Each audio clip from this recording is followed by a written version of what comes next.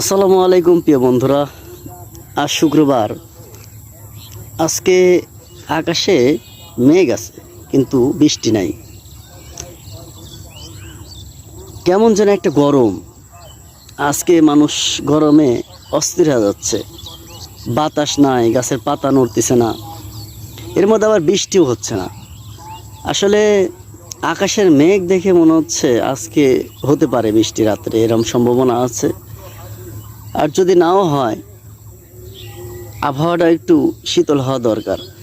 মনে হচ্ছে যে মাটির নিচের যত গরম, এই গত 2 দিন আগের বৃষ্টির গরম সব মাটির নিচ থেকে উপরে উঠছে, এরম অবস্থা।